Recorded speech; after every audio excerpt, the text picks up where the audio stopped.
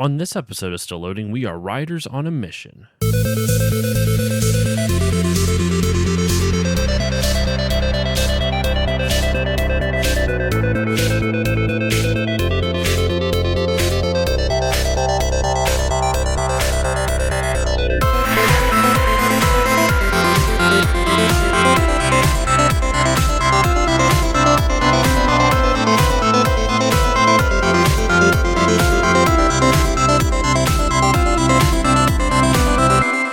Hello, everyone, and welcome to this new episode of the Still Loading podcast. I am your host, Josh Koval.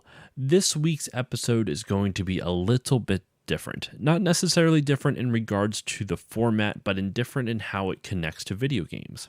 Today on the show, I got to interview Andy McElfresh. Andy was one of the lead writers and developers for one of my favorite cartoons growing up, Rocket Power. And while Andy did not work directly on any of the Rocket Power video games, he had a large part in creating the show we know and love today. It was an absolute pleasure to get to speak to him about his career, and I think you will all really like this episode. Now, with that said, I will do an episode at some point on the Rocket Power games, but until then, here's my interview with Andy McElfresh. Today on the show, I am extremely excited, and I use extremely for a very particular reason, because today on the show, I have a writer, I have a special effects coordinator. I don't know what your specific title was on Yoga Hosers, but a writer who's worked on so many different things. And the reason I have him on today is because he was a writer and lead developer on a show I watched a lot as a kid, and there's a couple games made about it. And I don't know if he has worked on these games or not. We'll find out when I ask. But today on the show, I have Andy McElfresh on. Andy, how are you doing tonight? Good, Josh. Thanks for having me on. Thank you so much for joining me. I am a huge fan of yours. Mainly, I was telling you off mic, I listened to your podcast, Edumacation, that you do with Kevin Smith. And since learning about you from there, I kind of looked more into your work. You were also a writer on the Jay Leno show. That was the Tonight Show, right? Tonight Show with Jay Leno. And then you also were one of the writers on White Chicks, as well as the show that the Wayans brothers had before that, correct? I worked on the Keenan Ivory Wayans late night talk show. That's what it was. The scary movies, but I was a late hire, so I don't have a writing credit. And then I wrote the first couple of drafts of White Chicks with Marlon and Sean. That's incredible. I just thought it was just so interesting to hear that, because you going from Jay Leno, or starting at that and then moving over to Jay Leno, they just seem like kind of different worlds. But now you tell me it was a talk show, that makes a lot more sense. That you wrote for that show and then you moved over to Jay Leno later on. Yeah, I mean, I have a weird career. I've written movies and TV shows and done reality, and I just did that doctor show last summer with Dan Curry, the Chasing the Cure, and I mean, I've just done all sorts of weird stuff, but it's just because I have a lot of interests and people seem to like working with me, so I'll just keep going. Ooh, I've got a show that just came out on HBO Max called Full Bloom. I remember you tweeting about that. You said it was kind of like the Great British Baking Show, but for flowers? Yes, it is. But there's no British people. Well, there's one British person in it. And he is the florist to the House of Windsor. So we got a very special... So is that like royalty, the House of Windsor? Yeah, like the Queen and her... Okay. I know so little about the royals, it's not even funny. Well, it's no problem. But that you actually brought up a couple points that were actually part of my first questions. One of the things you said is that you have such a varied career. You've worked on a lot of different things, and you've worn a lot of different hats.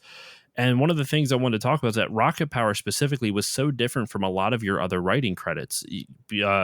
Besides Jay Leno, and like I said, Jay Leno, White Chicks, and the Keenan Ivory Wayans talk show, right?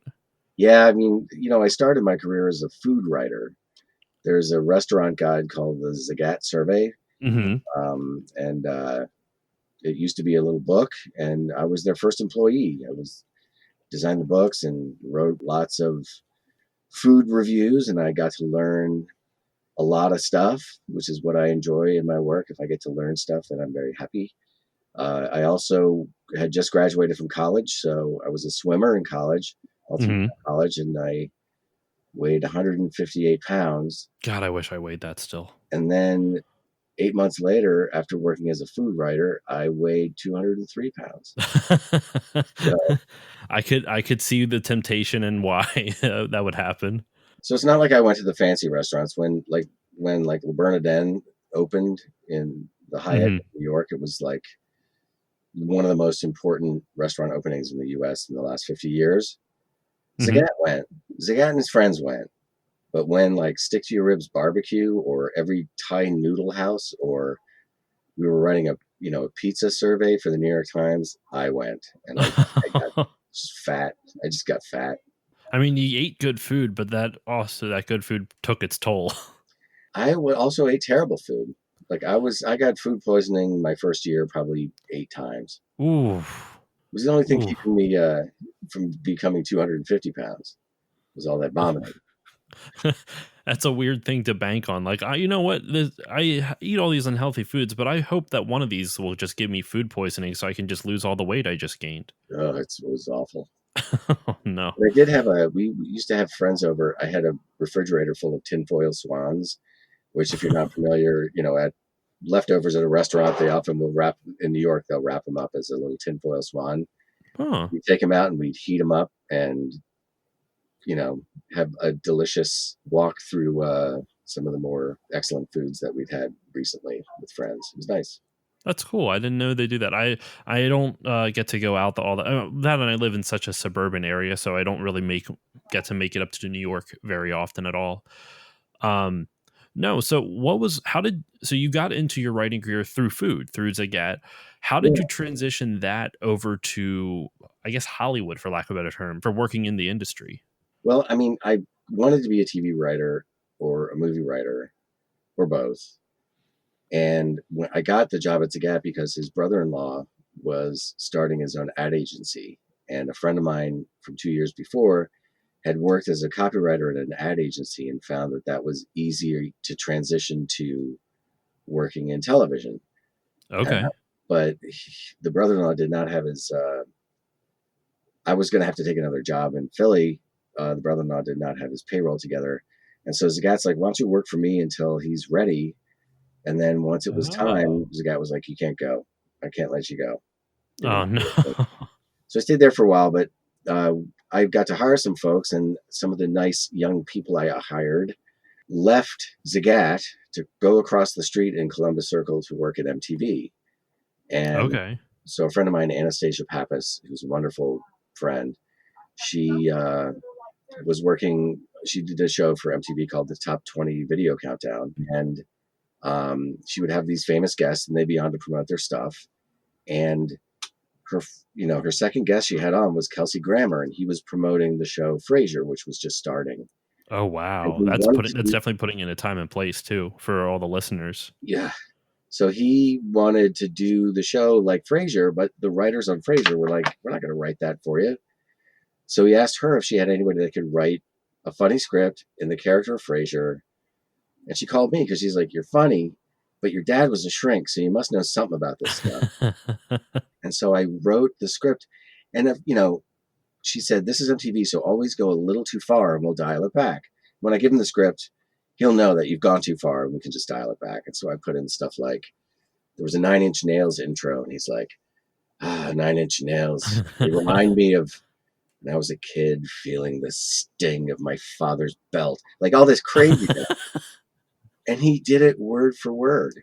We faxed it to him. You see, a fax machine is short for facsimile, and you feed paper into it, and it makes a copy on another machine. I don't know how old you are, so I have to make No, sure. I know what a fax machine is. I use one at my job. I was just kidding. Um, and he faxed back just a love letter to her saying, "Let's do it."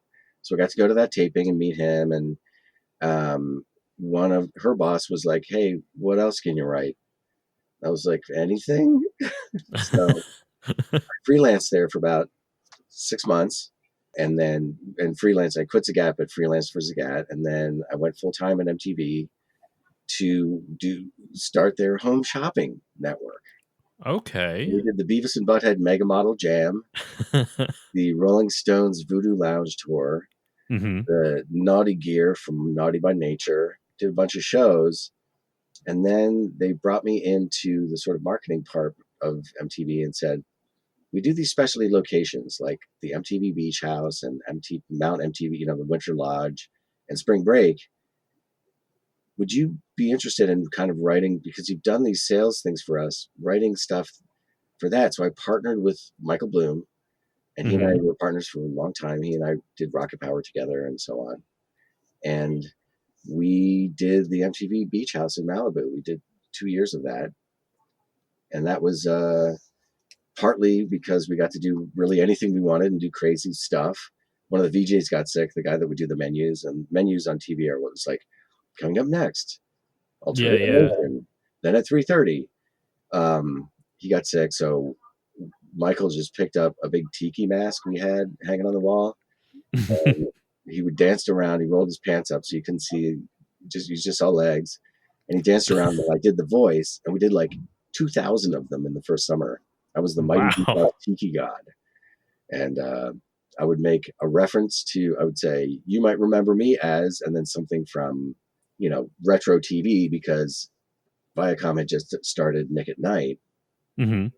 and they, you know, like Joni Loves Chachi and stuff like that were airing. So I would make references like, you remember me as Chachi from Joni Loves Chachi, whatever. And then, so I got to be on an episode of Baywatch. That's where I'm getting to. It was the most exciting moment of my life What? so far. I was the mighty Okay. Beach House Tiki God on an episode of Baywatch, and I still get checks for 6 cents. The royalties still come in for Oh, Baywatch. pouring in. Let me tell you, it's cost more to cash the check than the check is worth. That Evidently, there's a bar in the valley somewhere that if you bring in one of these pittance residual checks, they give you a free beer. Oh, really? Yeah. Well, how often do you visit that bar then? Well, I've never been there, but I've got. Well, sorry, that made it sound like a really like that joke. It wasn't meant to be a joke at your expense. I just No, realized how no. that could have been taken. I just didn't even feel like it was at my expense. I've got enough stuck to my bulletin board, though, that it could be a pretty wild night. You should at the like when you get close to the end of or when you get ready to retire or something. I don't know how many years in advance you're thinking of that, but you should just get them all and just have a big rager Yeah, that's pretty fun. So that was how I kind of transitioned over. It took a while, and I wrote a bunch of different stuff. I wrote a lot of the day parts, and then I got hired, and they ended up making me the head writer for all of production. So I wrote a lot of specials and a lot of the shows that we produced there. But that was back when the channel used to show videos, Yeah. and you know, it was easier to monetize shows that were full half hours, like The Real World and Road Rules and shows like that. So Hmm. the writing was on the wall that the stuff that I was working on in my department was going to definitely not be there forever. So my partner and I just kind of moved on. After the second beach house in Malibu, we wrote some spec scripts and sold them out here, and that's how we moved to LA. So then, what kind of drew you into working on Rocket Power? Because, like I was saying before, it seems very different from everything else that you've worked on in your career. So, what kind of encouraged you to try your hand at a kid show? Was it just something that was offered to you, or did you seek it out? It was a weird, again, like you always have to pay attention to all the things you've done in your career as arrows in the quiver. And Hmm. so I was at the Keenan Ivory Wayans show, late night talk show, and I got a call from the studio that did Rocket Power, Klasky Chupo. Hmm. Um, they were pitching McDonald's. The McDonald's had never done any animated shows based on their characters. They were very reluctant to make that big change. Yeah. And I had done a bunch of stuff with McDonald's at MTV at the Beach House and Spring Break, so they knew me already in their marketing department. And they Okay. said, maybe you could talk to this guy and see if he could help us, stay on brand, but also do these videos. So I came in and pitched the wacky adventures of Ronald McDonald. The first one was called Scared Silly, Hmm. available on VHS. And that was a big success for them. They sold, it was the biggest selling video that year because they sold them in McDonald's. Oh wow. Um, Okay. It wasn't the highest grossing, but it was the most sales because I think it went for like $650 or something. It was an inexpensive video at the time. Yeah. And if you want the special deluxe edition with the hologram Ronald McDonald on front, let me know. I can hook you up. So once we finished with that and it was a success, Nickelodeon was in business with Klasky doing Rugrats. They also had another show called The Wild Thornberries, Mm-hmm. and they had done other things like Cat Dog and just a few other shows with them. So they came to them and said, Nick came to them, and Nickelodeon was part of the Viacom family. So we were on their radar from having executives that had gone from MTV to Nick.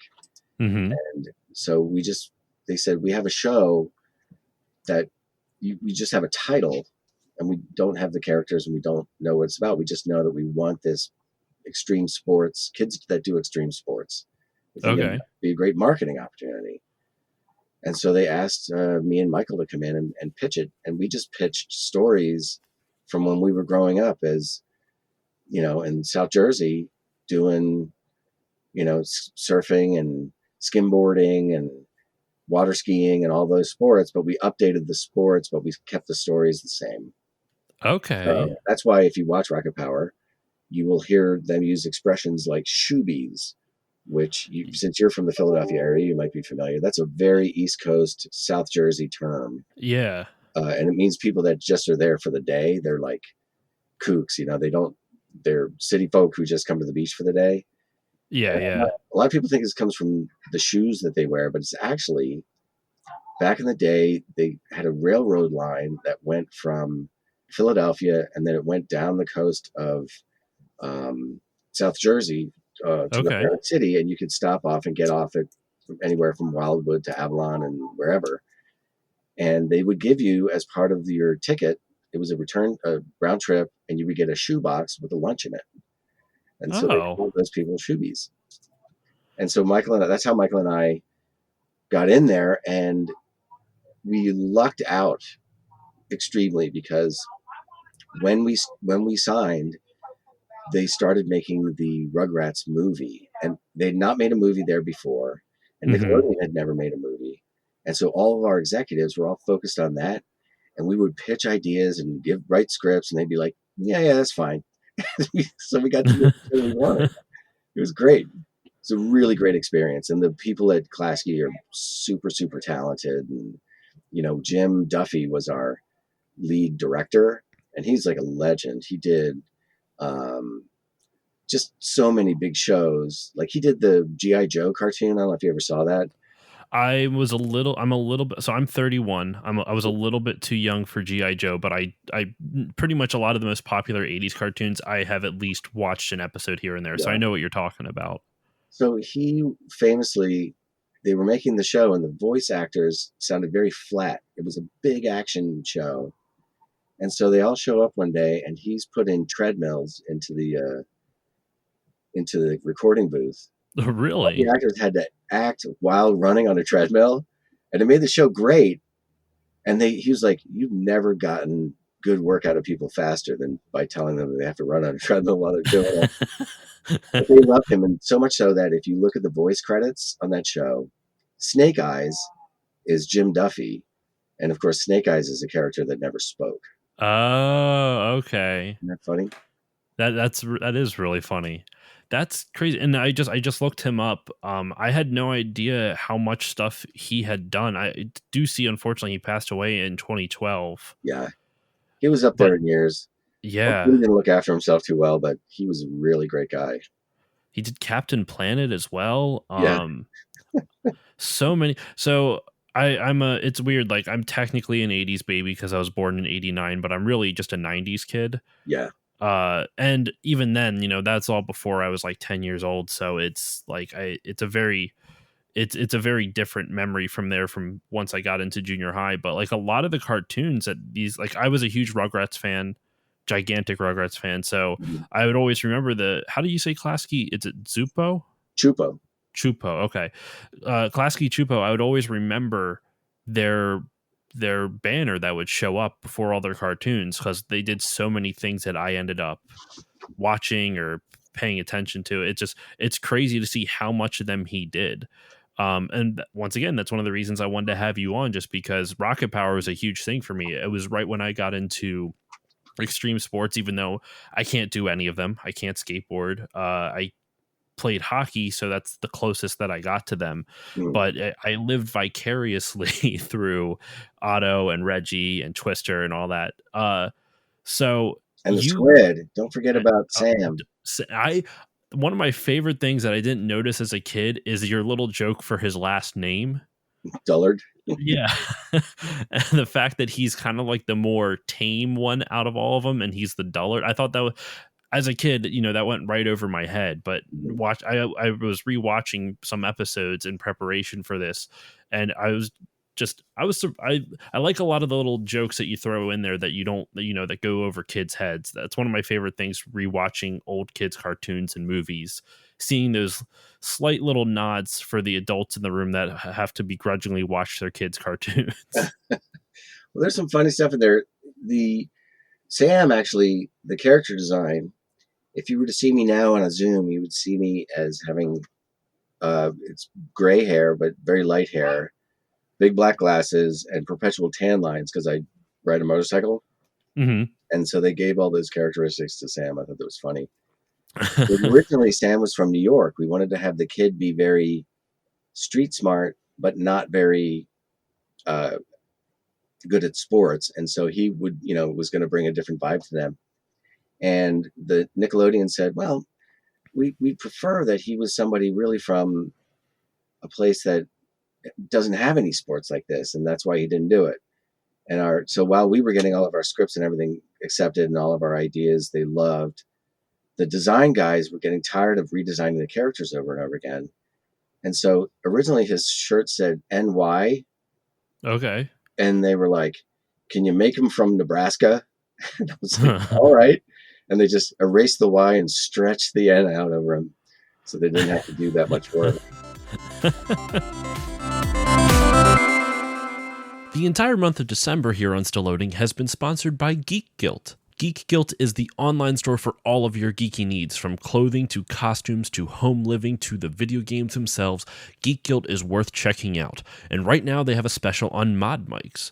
Mod mics are microphones that you can stick to your headphones using the patented magnetic clasp system, which is safe for metal, plastic, wood, and other materials, and it won't leave any damage or residue. I personally find this convenient because you don't have to go out and buy another gaming headset if yours breaks. Get a different pair of headphones and pop your mod mic back on. There are 3 different models of mod mics: the Mod Mic Uni, which uses your standard 3.5mm plug, the Mod Mic USB, and the Mod Mic Wireless. If you buy a pair of headphones and a mod mic, you will save 15% off on both of them. Go to geekguilt.com and check out everything they have to offer. That is geekguilt.com. On top of all that, Geek Guilt has been nice enough to sponsor a giveaway here on Still Loading. If you go to my Instagram page, @StillLoadingPod on Instagram, you will see a post for this giveaway. If you like that post, give me a follow and tag a friend in the comments. You will be entered to win your own Mod Mic Wireless and a pair of DT770 Pro headphones. This giveaway will end at 11:59 p.m. Eastern Standard Time on Monday, December 14th, 2020. Once again, that is 11:59 p.m. Eastern on Monday, December 14th, 2020. So make sure to hop on over to my Instagram and enter. So one of the other questions I had for you with this is, what type of research did you have to do for writing this show? Was there, you said you drew a lot of these stories from your childhood, yours and Michael Bloom's childhood, but did you have to do any other research on top of that into these extreme sports that maybe you weren't as familiar with? Sure, we did a ton. We met through MTV when we did the Beach House. We met all the world-class surfers and a lot of people at Surfer Magazine, and a lot of the very, very high-end X Games guys like BMXers and skateboarding, obviously, like Tony Hawk. So we met all these guys, and we decided that we would make a mandate with Nickelodeon that, until then, like surfing in a cartoon, they're just on an ironing board on top of the wave. Like there's no physics. And we're like, we want to make the sports look real. And so they actually hired this really great board artist who was able to churn the stuff out really fast, so that because normally that kind of boarding, you kind of send away for it. You just ask, like, the filing company in Korea, they would do a lot of that work. But Okay. we wanted it under our control. So we did snowboarding and all that stuff. And we just literally just called people like Surfer Magazine. We had them all up and we're like, here's what we're doing. We bought them lunch and everybody sat around the table and told us the things that I've always bothered them about, animated shows and extreme sports and what we needed to focus on. And then we would send them stills and animatics, and they really helped us a lot. And I think there's an authenticity to the show that people don't really think about now. But Mm-hmm. back then, people were like, this is crazy. Those kids are surfing. Like, how crazy is that? I actually just watched the episode where Otto tries to ride a big wave. It's in the first season, but where the rhino comes to town and Mhm. he is riding that gigantic wave during pretty much a tsunami. And Otto tries to go and do it, and of course, he wrecks and gets in a lot of trouble with Raimundo. But it just thinking about that, like you're saying, it's crazy these kids are surfing. And I just remember watching all the stuff they would do. I'm like, how are these 10-year-olds doing all this? I mean, I don't know, how old were they? Were they It's 10? between 9 and 13 is depends on the episode in terms of how they act, because we were kind of basing them on those years in our lives. Yeah, okay. But it's like it's the first.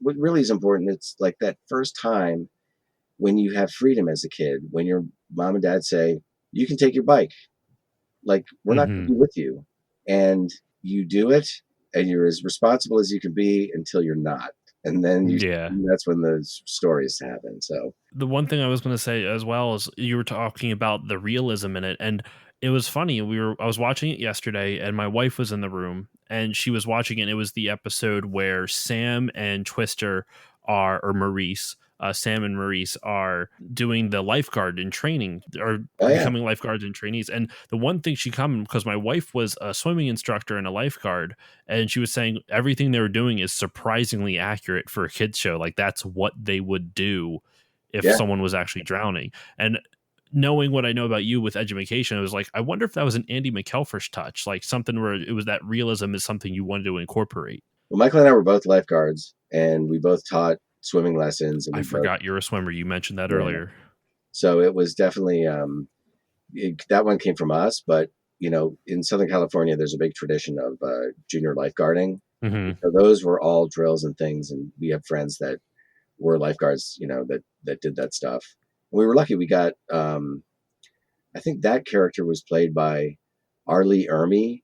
Yes, I looked that up. Yeah, he's the guy that was in Full Metal Jacket as the drill sergeant. He's a real Hmm. life drill sergeant, and he did our show. He was the nicest guy. We had so much fun that day as he did his voice. I've heard good stories about him where he's just down for like anything. Yeah. So that came out good. Now, realism, it can only be taken to a certain point in a cartoon. Like, Yeah. at like the board artists, the joke is that they're board artists and they get bored too easily. I mean, you literally are, think about it this way, like they have to think frame by frame. And Oof. so to keep themselves amused, they do some crazy stuff. Like on Rugrats, the standards people had a devil of a time keeping them from having shots of the baby bottle. The kid would put the baby bottle down, and then there would be a shot where the bottle's in the background and the kid is in the foreground, and the bottle is now a condom stretched over the bottle and not just a nipple. And they're like, that is not good. And like we had one episode, the secret spot episode, where the local guys that get all mean to them, they put some tattoos on that one guy that you can't show on TV. But in like, I think it's like one of the first episodes to air, like maybe the third or fourth episode, Otto is in a competition at Madtown, Hmm. and everyone's focused. Like we watched the whole thing. I went from boards to animatic to there's a step in between to getting the full color stuff back and sitting in Hmm. the edit, and we shipped it. And for the first year, nobody noticed that during the competition, in the background, the ship from Star Trek 4 comes down, a tractor beam comes out, and it picks a whale up out of the ocean. You know what? I don't know. I feel like I remembered that too as a kid. Did it air though, or is that just Oh, me it like totally aired. It aired for a year before anyone was like, hey, people are saying that there was some sort of Star Trek 4 reference. And so we're like thinking, looking at the scripts, like, what are they talking about? I don't think so. I mean, we were big fans of Star Trek, but and then it just turns out that one of the board artists put it in and it stayed. It was pretty funny. Now, did they have to remove it later on due to copyright stuff or No, oh, thank no, it's God. just So we parody. could go and watch it now. Yeah, it's parody. You can totally leave it in. So they did shit like that all the time. We would put in lines like there's one episode where the kids they're going to have a big lobster boil and they're trying to catch lobsters and there's a big storm Mhm. and they end up, there's all sorts of, they think it's it's sort of based on like a film noir murder mystery style thing where kids get, they amp up the scares because of the storm. And at the end, Officer Shirley enjoys dinner with them because Officer Shirley kind of finds everybody and brings them all back to the shore shack. Yeah. And she turns to Ray and said, Ray, get the butter, which is a line from Last Tango in Paris, which is a Okay. really filthy line. And from that point on, because the actors were like, that is hilarious. We know what that's from. Whenever the actor that played Ray and the actress that played Officer Shirley were together, they would make it like they were having a secret affair together. And so that's one of the things Okay. where people were like, hey, the show's going great. Are Officer Shirley and Ray like getting it on? What's going on with that? Like, So in the episode where I watched it last night, I thought the same thing actually. I was watching the episode where they were playing street hockey in the middle of the night mhm, and Officer Shirley finds them because they're going to meet Lars to basically show up like keep their rep, and she drops him off, and the back and forth that she has with Ray, I was like, are they fucking? Is yeah, something going on here? yep. I knew it. It's weird because once again goes over your head as a kid, but rewatching it as an adult, I'm like, there's something there. So that's There's kind of something there. funny. There's certainly something there. So you mentioned Lars. So Yes. Lars, we wanted to be our nemesis character, and so we needed him a lot. And we wanted to make him an older brother because we had a brother sister relationship that was fraught with, Otto and Reggie, but they loved each other. But we Yeah. wanted a mean older brother that was also, somebody that would remind you of like the Kiefer Sutherland character in Stand By Me was sort of our Mm-hmm. paradigm for him. And so, Twister, it was important to Nick that they be a Latinx family, a family from Mexico. Mm-hmm. And so we gave them all names. We gave them the most popular names of children in Mexico at the time. So Pedro was Oh. one, Pedro, Jose, just a bunch of names. We wanted it to be authentic. And Nickelodeon came back and they're like, that's just way too much. Can you change their names? So a friend of ours who is an old friend, he plays the voice of the yacht club owner. He's just a funny guy. That's a friend of ours. His family is all from Denmark, and so we Okay. named them all. All their names of Twister's family are the names of these guys from Denmark. So it's Lars. Like, what kid from Mexico have you ever heard?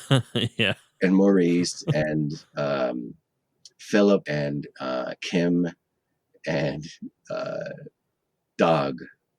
So that was a funny thing. And also naming wise, Tito, we named him Tito because we'd always, every television show has a Hawaiian episode. They go to Hawaii, Yeah. and we wanted him to be from a big family in Hawaii.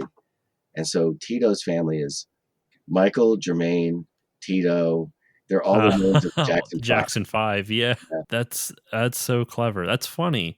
I I was thinking when I was watching it, like just how diverse though the show was, because being a kid in the 90s, I do remember a lot of the cartoons I watched. It was pretty much just a lot of white people, Yeah. but the fact that you would have a Latinx family, Officer Shirley was black, um, Tito was Hawaiian. Like it was just this big group of different cultures, and I like Otto and Reggie, I always felt like they were like maybe it's just because they live out in California, so they're more tan, but they seem to have like a slightly darker complexion. I don't know if that was an allusion to a race thing or just like, or they were, or if it's just they That were was the designer wanting. He's like, the mom is dead, so she could be tan. any ethnicity, and so he made them a little make their skin a little darker to reflect. Oh. And but in Southern California, like a lot of people are like, that's kind of a neighborhood, like in Huntington Beach or wherever. Hmm. There are very diverse cul-de-sacs everywhere with people from everywhere. So that just fit. It wasn't like something where we're like, okay, we're gonna team Benetton this and get everything in there that we can. We just were like, Hmm. let's do it so that it's natural and it actually plays a part in the show and isn't just there for window dressing. Yeah, yeah. No, I like that. One of my other favorite characters. I haven't been able to see much of him recently, but are the Stimpletons. Oh, Merv I and yeah, Merv Violet and and Merv. Violet, and Merv is such a lovable, angry curmudgeon of a man. Hmm.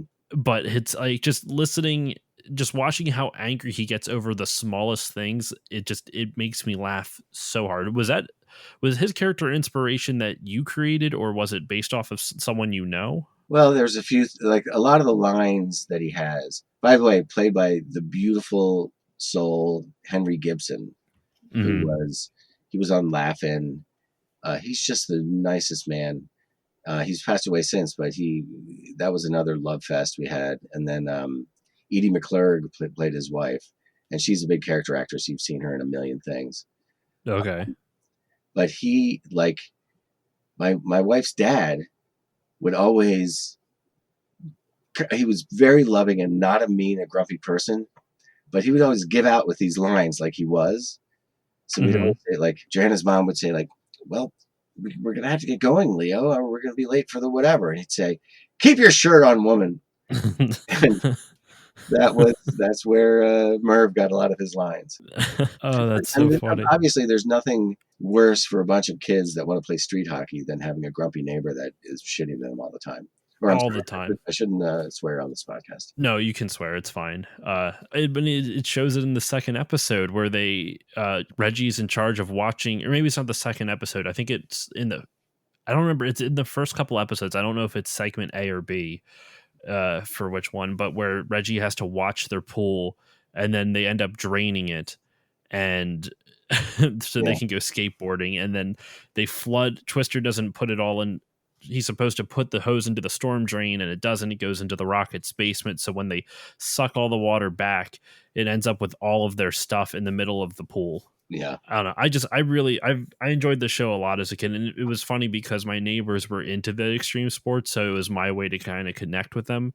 Awesome. Um, but anyway, so what we've kind of talked a lot about it, but I want to know if there's any other parts of the writing process that you haven't been able to talk about. Like, what was the writing process like for Rocket Power? Like, what's it like in a writing room for a kids cartoon? The way we staffed it was we had some animation writers from that had worked at Klasky that were very good, and we hired some young people because you always have to do that on the staff to make sure that the next generation that can learn from the stuff you're doing.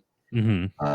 And we would basically we would come in and break some stories in the writers' room together. So it would be like people would pitch ideas for stories, and then we'd work with them, and then Michael and I would go off on our own and say, let's remember when this reminds me of this, or remember we talked about this, and we would come up with the storyline. And remember, it's not like the most important thing in the story is what happens with the characters, not so much the plot and all that stuff.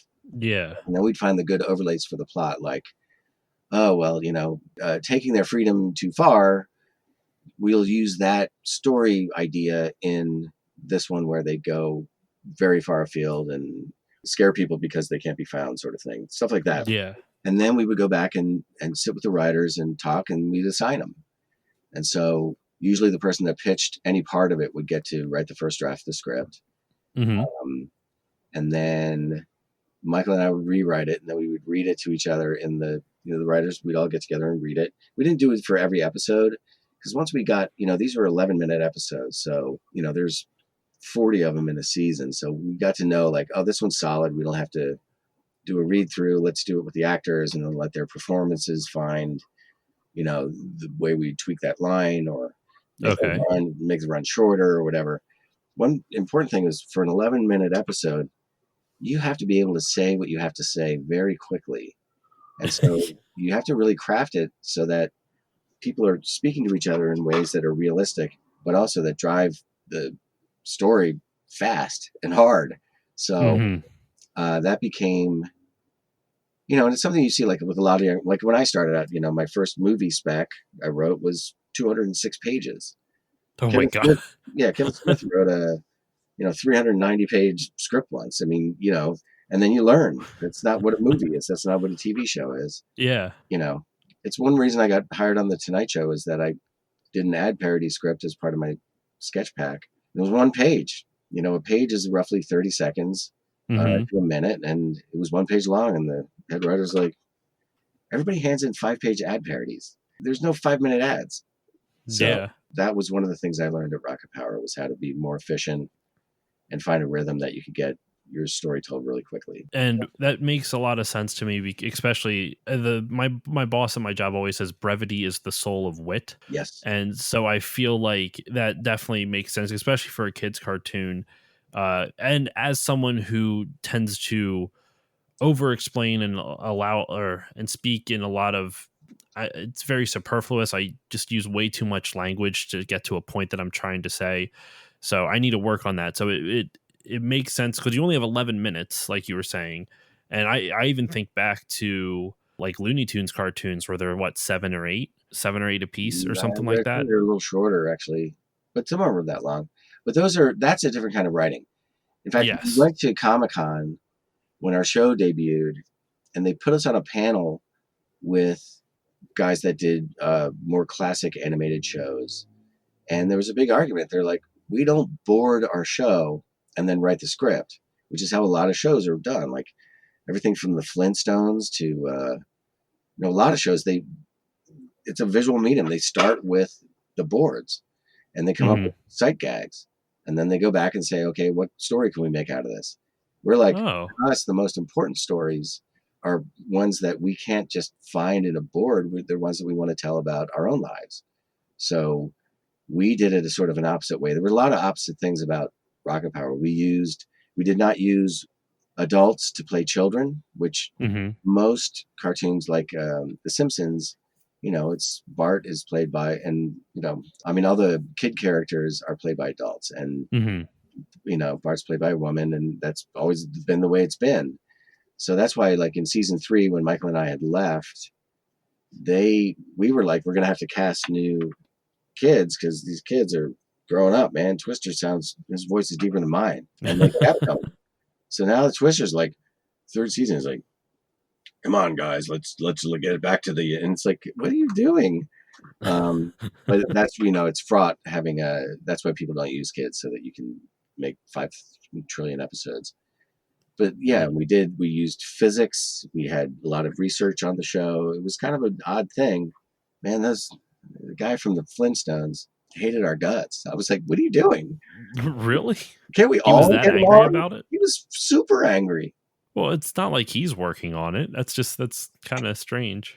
Yeah. That reminds me of I've talked about it before on the show, and this kind of ties it in with video games. But there's in during the PS2 era of gaming, there was two of the biggest developers, Insomniac and Naughty Dog, had two very different philosophies of designing their games, and the way you kind of described your writing style or the producing style for Rocket Power versus more traditional animation, it kind of reminded me of that, where Naughty Dog, what they do is they would design a space and they design a purpose for the game within that space. Mm-hmm. So what happens sometimes is that you'll be running down a hallway and there might be a room that has no purpose at all because they designed the space first and then input, excuse me, the purpose for that space afterwards. Mm-hmm. Versus Insomniac with their games, they would design the purpose first, which kind of sounds similar to what you did with Rocket Power, where they designed a purpose first and they're like, all right, how can we build a space that would best suit this purpose or best suit this design choice?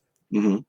Yeah. No, I mean, sometimes though we did pick a space and right around it. Like there's an episode where they go down the California Incline, which is an actual place in Santa Monica.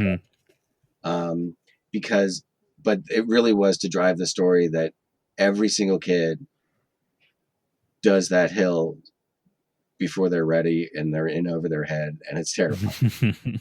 So we were able to, sometimes it went hand in hand, but mostly we did start from story.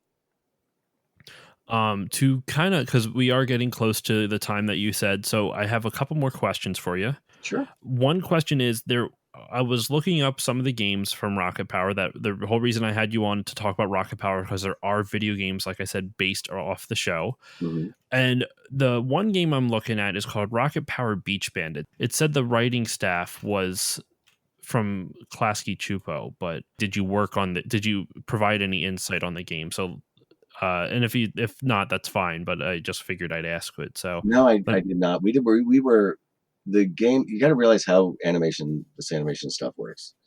You finish all of your boards. You have the record done.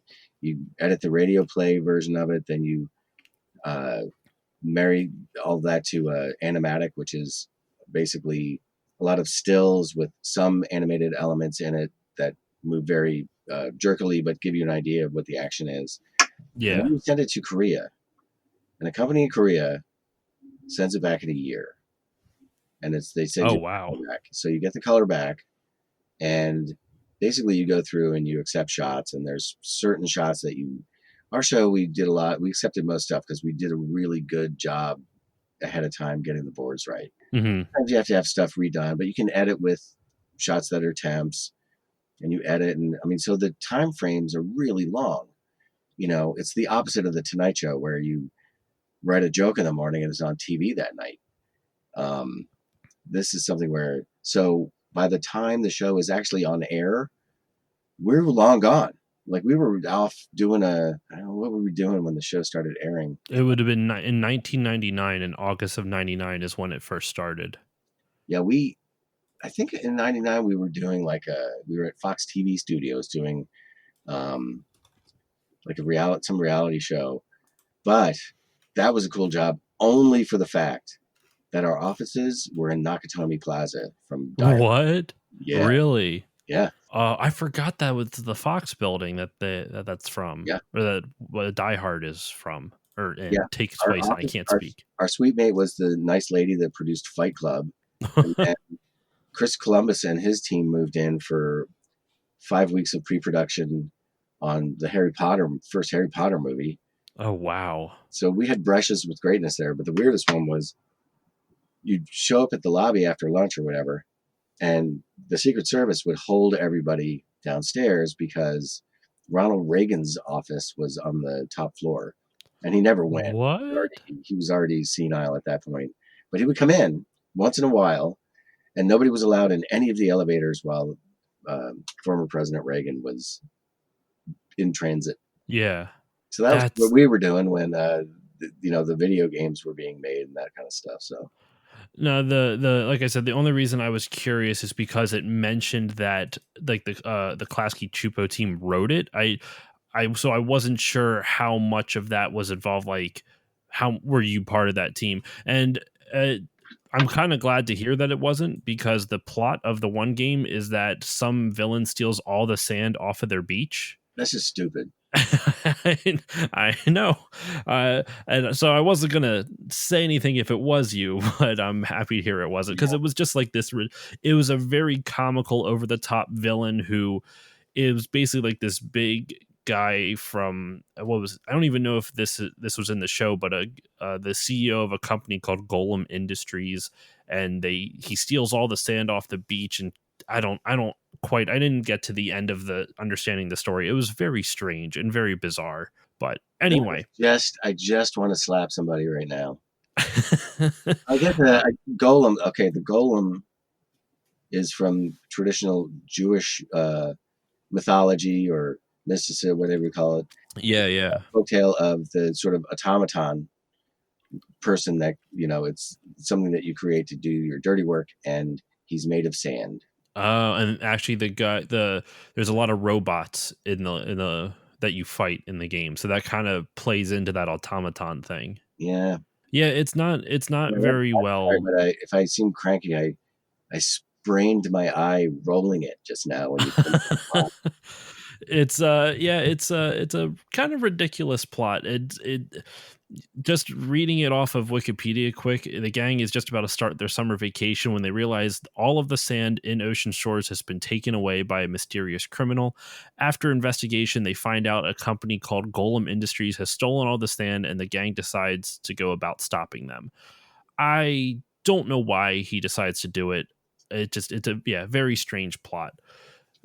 Well, not good Also, plot. kids start their summer vacation. The kids are always doing stuff all the time. Yeah. Are they ever in school throughout the course of the show? There was when they catch the Fiji flu, they have to stay home from school. Oh, that throws me. I forgot about that episode. I was trying to rewatch as many as I can, but there is a good chunk, so it's kind of hard A to. bunch. We made 80 of them. But Dr. Frymuth in that episode, that was the name of my doctor when I was a little kid. And we got the guy that played the dad on the Waltons to play him. Okay. So we had a lot of fun with that show. Definitely. Just some last quick questions. And who was one of your favorite voice actors that ended up working on the show, or maybe a voice actor that you were surprised that did a voice on the show? I mean, it's hard to say. We had a lot of people come through. Lee Ermey was great. Dale Dye, who is also a former military person, and he is an actor. And he played. I mean, you've seen him in every military movie that's ever been out. Yep, either advising or in it. Yeah, he's great. He was the script consultant for Saving Private Ryan, and he's just one of those guys that you got to warm him up a little bit, and then you just press play on a story, and he just tells you a great story. So that was fun. We had what are their names? The two women from The Simpsons that do the Rugrats voices. They were on our show in a couple of things. Rugrats. I'm E.G. Daily, I know, did Tommy. Well, anyway, I guess I can't claim that it was a special moment when I can't even recall the actress's name. But yeah, we had a lot of great people through there. What's funny, there was a kid. We wanted to cast a kid because we were expanding our kid roles, and we had this one character, Mackenzie, who was this little girl who would always like punch people, and she was really she gets angry with her sandcastle's getting destroyed. Yeah, and so she was, we had to cast somebody that was good for that, and that was a really fun role. And then we wanted Eddie, the Prince of the Netherworld. I don't remember that character, but yes, I do. It's like this crazy goth kid. And so once in a while, we had a lot of stage moms there because these kids are all kid actors. They were all in like the Little Rascals movie. And oh, wow. So, we were talking to the kids, and they're like, oh, we got this kid that could play him, but he's a little weird. We're like, that's perfect. That's exactly what we want. And by the weird, what they meant was that he's just at 10 years old was the most like industry player you've ever met in your life. This kid comes in, he's got his hair slicked back. He's wearing a suit and tie. And he walks into the record, and Michael and I, at that point, our voice director had gotten sick, and so we voice directed a bunch of the episodes. And he knows full well who we are because we just introduced ourselves outside of the recordings booth. Yeah. And he comes in and he says, it was an episode that we'd written. He goes, hey, before we get started, I just want to know who wrote this stuff because this is some smart stuff here. Really class A material. And we're like, you do not have to kiss ass that hard, kid. Just play the role. And then he was Eddie the Prince of the Netherworld. So we get out. After he's done, we go out to make sure say thanks to the kids and watch all the stage moms steal all of the snacks. And his dad shows up, and his dad is dressed identically to him, with the hair combed exactly the same way, like same tie, same everything. And he looks us in the eye. He gives us that whole Dale Carnegie thing. He looks us in the eye and shakes our hands very vigorously and says, hey, I want to know who wrote that stuff. That's some smart stuff. Oh my God. It was crazy. It was weird. Like that's a weird thing to happen. That feels like something out of like a Macaulay Culkin movie. Like when he was a kid, obviously. Yeah. I don't think there's a lot of Macaulay Culkin movies now. Gosh, So you don't really that's such a good story. So my last question for you before we wrap up is, how did you go from that to working with Jay Leno on The Tonight Show? Well, I mean, part of my career has been, I told you about the McDonald Land videos. Mm-hmm. We worked with American Airlines at MTV, and they wanted to do something with the Tonight Show. And a friend of mine had been hired on the Tonight Show that I'd worked with in late night on the Keenan Show, and he was the director on the Keenan Ivory Wayans show, but he wanted to be a writer on the show, and so his reel had a lot of sketches on it that I had written. And so Oh. they gave me a call, and I came in and I made the American Airlines for the summer of 2001. We shot 20 of these little things that came after the monologue, and they were kind of like an ad, but they were more like a Tonight Show sketch. They're really funny. Like Gilbert Gottfried as the annoying passenger, and they rip his seat out and throw it out the window at 30,000 feet, and just like crazy stuff. We had a really fun summer, but our last shoot date was September 11th, 2001, Oh. when an American Airlines was like, we had an accident. We're going dark for a year. We're going to give all of our ad space to United Way. And it was really just an unbelievably like weird thing. Like, obviously it was the worst day in our history and it was Yeah. super sad, but also I had to go and pay off the production company and all the employees and stuff. And after that, Jay and the head writer were like, well, you're going to come work for us, right? And that's how we started. But yeah, it was a weird time. What a crazy way to get a job. I mean, that's I mean, they were so going to hire me anyway. They just wanted to have me on the other payroll until I was finished. yeah. And that's where I met Kevin Smith doing pieces Yes, of the Tonight I've Show. heard a lot of the stories of how you guys met on Edumacation. Yeah, none of them are true, but yep. Okay, so actually, I forgot one last question. This is something a segment that I started with one of my interviews, and I have forgotten to bring back for many of them. My wife famously is not really into video games and not really into a lot of the stuff that I am. So I always like to ask her, like, do you have a question just off the top of your head that may or may not have anything to do with who I'm interviewing? So she asks. So this is questions from Courtney, Okay. and she asks, "Do you prefer stripes or polka dots?" Well, horizontal stripes are a risk for me. I told you about the weight gain during the first job, and Yes. but I have a polka dot tie that my wife got me, and every time I wear it, somebody asks me, "How come you're not wearing the big red shoes?" So I think I'm going to have to go with stripes, but they have to be vertical stripes.